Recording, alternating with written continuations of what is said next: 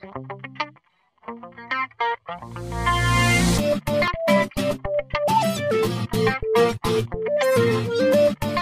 it's Kevin again. Let's talk about layer 2 of the USI model, the data link layer. At the data link layer, we've got a couple of sub-layers. Check out this graphic.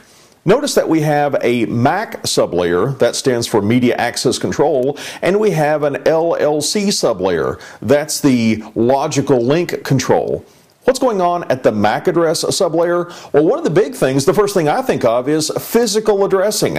A MAC address, a Media Access Control address, that's a 48-bit address that's burned into a network interface card.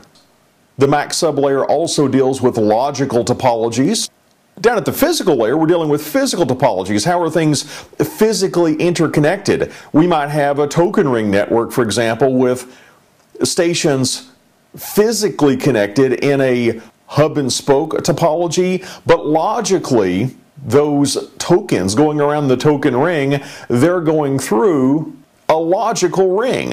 So the logical topology, that exists at layer 2. The MAC sublayer also deals with how we transmit our media.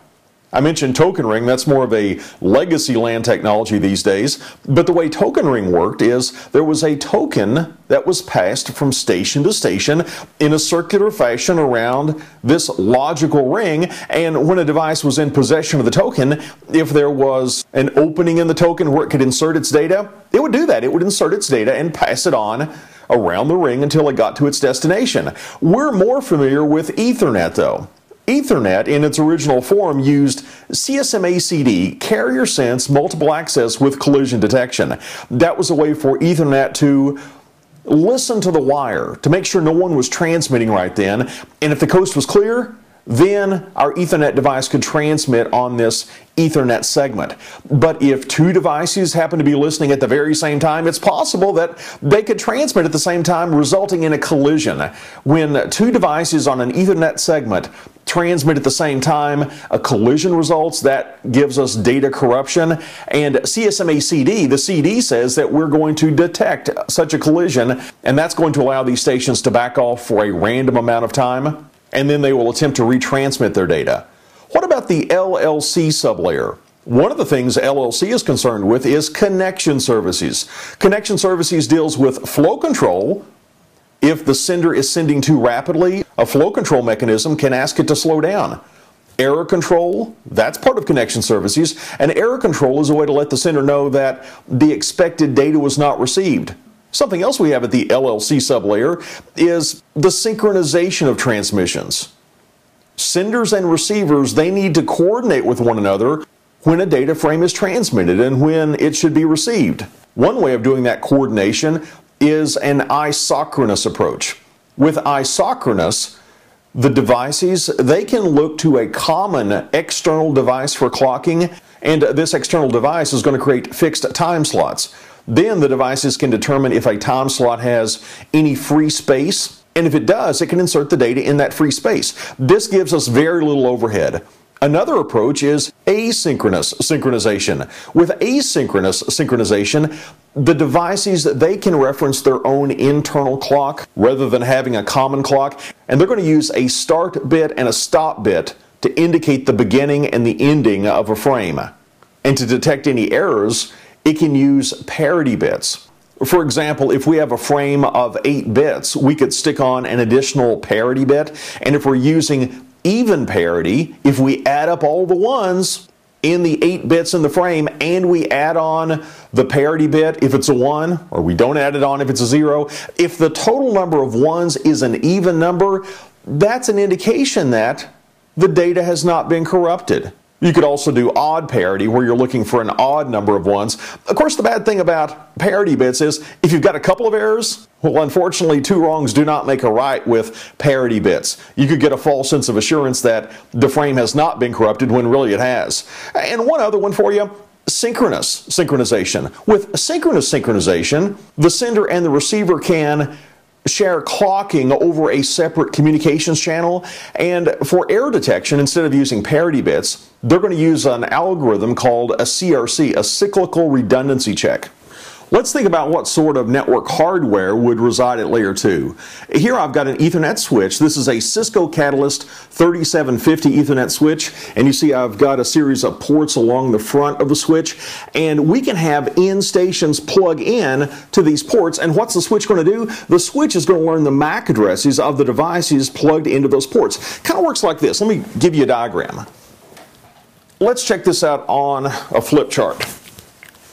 Let's say that we have a Catalyst switch that looks a lot like a pizza box when you draw it out. And we've got a couple of ports. Port 1, port 2. And just as a time saver, I'm not going to write a full 48-bit MAC address for these PCs. Let's draw a couple of PCs. And I'm just going to give an abbreviated address. I'll say it's AAAA. An actual MAC address would be a 12 hexadecimal digit address. I'm just going to write 4, just for brevity's sake. We'll say we have AAAA and BB. And the MAC address table is going to be constructed inside of the switch like this. We're going to say, for this port, we've got a corresponding MAC address.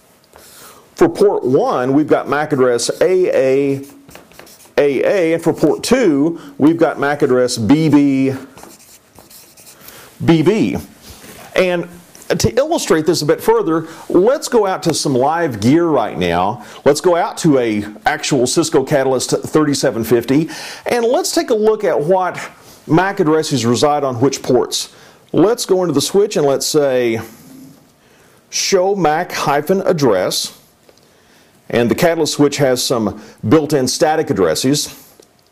But I want you to notice as we scroll down just a bit further, notice the dynamic addresses. Notice that we've got MAC addresses.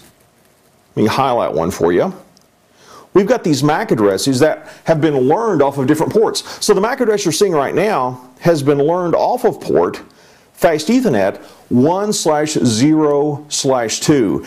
And something else I want you to notice, take a look at the Fast Ethernet 1/0/1 port.